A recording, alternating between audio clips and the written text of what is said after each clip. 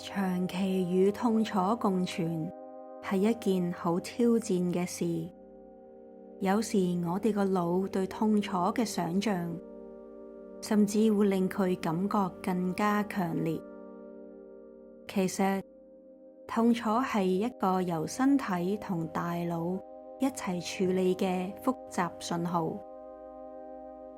當我哋可以安撫個神經系統，並改變對呢種感覺嘅關係時，就可以為舒緩創造空間。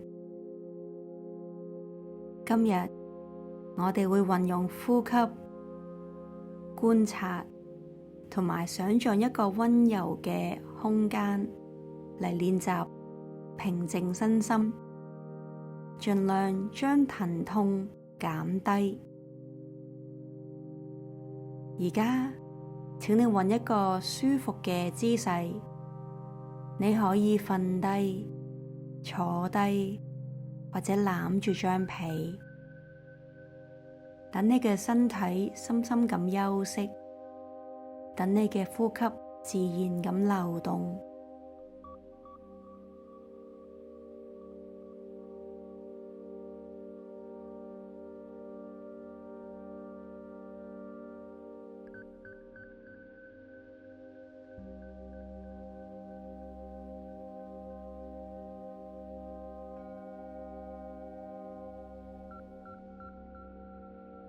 首先，等我哋一齊先做5次深沉舒服嘅慢呼吸。放慢呼吸係有助同你嘅潛意識溝通㗎。準備咯喎。第一，深深吸氣，然後呼出。第二，深深吸入新鮮空氣，呼一呼，然後完全呼出。第三，呼吸嘅時候感受一波放鬆嘅感覺流遍全身。第四，你吸入係平靜，呼出嘅時候係繃緊。第五，最後一次嘅深呼吸，吸入，然後呼出，你感覺自在。留意下而家身體裏面嘅平靜，你唔需要做任何嘢，只係專注返你普通嘅呼吸，同埋喺呢一度聽緊呢一段短片，容許自己從呢一個休息中得到滋養。你係值得擁有呢一刻嘅寧靜㗎。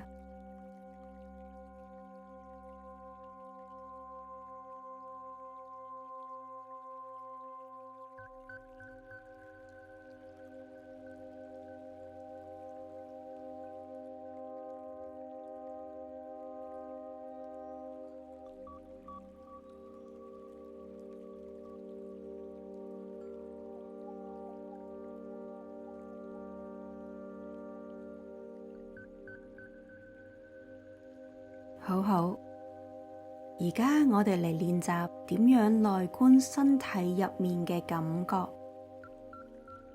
感覺係冇分對與錯，感覺本身就係感覺。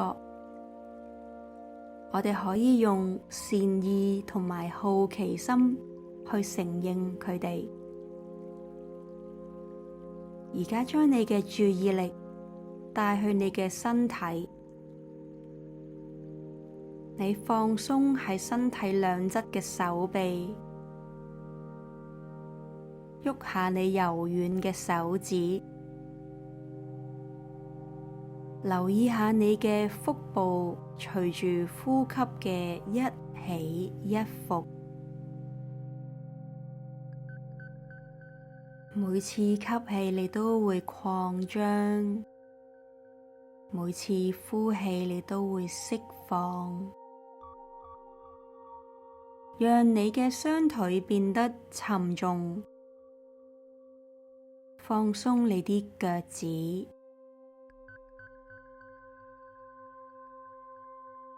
你塊面、你條頸、你嘅膊頭，所有一切都放鬆、平靜。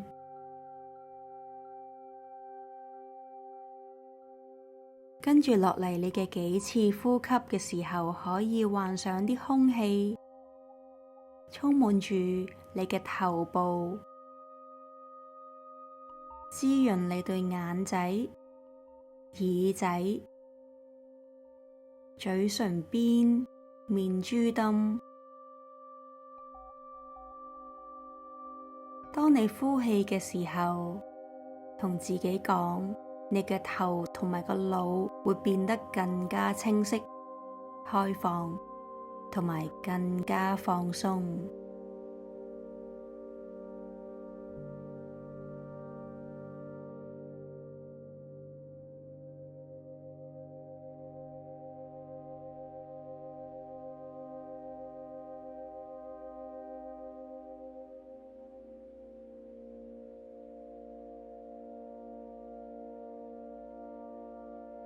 好好，開始察覺埋有冇身體其他唔舒服或者痛嘅部位呢？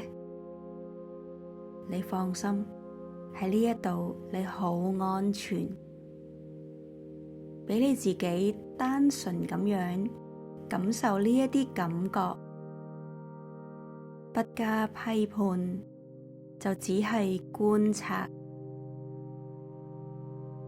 喺你嘅心裏面可以描述佢哋，係描述唔係批判啊吓。你好好奇咁樣去觀察你嘅痛楚，呢一啲嘅痛係點痛㗎？佢係刺痛啊，頓住咁樣痛啊，有冇喐喐地定係唔喐㗎？呢個痛暖唔暖嘅？有冇溫度㗎？你唔需要抗拒佢哋，只需要觀察，允許呢一啲感覺自然咁移動同埋轉變，你就好好奇咁樣望住佢哋。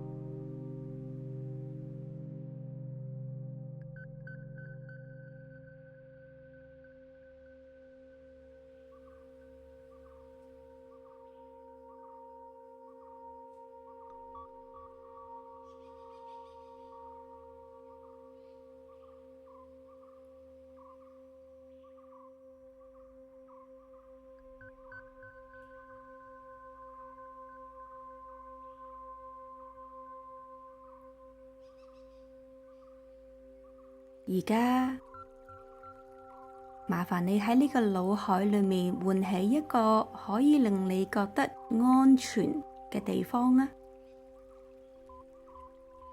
呢個地方可以係你之前去過最鍾意嘅地方，可以係一個沙灘，可以係一間好舒服嘅房，可以係一條寧靜森林嘅小徑。呢個地方可以係你曾經去過嘅，又或者你而家幻想一個新地方出嚟都得。留意呢一個地方嘅容貌、顏色、光線，或者有冇一啲可以安慰到你嘅聲音、或者氣味呢？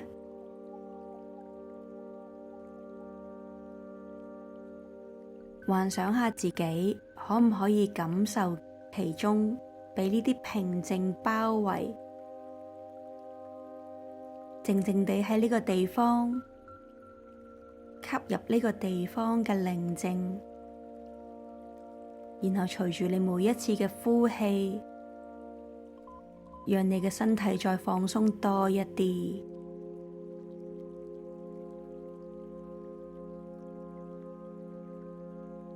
你知道嗎？呢一個空間係永遠為你而設㗎，喺你嘅腦海之中，隨時準備好喺你需要安慰或者舒緩痛楚嘅時候嚟迎接你。而家俾多少少時間你去 enjoy 下喺呢一個地方，再慢慢觀察你嘅痛楚，有冇覺得好似又冇咁痛咁喎？咦，又好似痛少咗喎？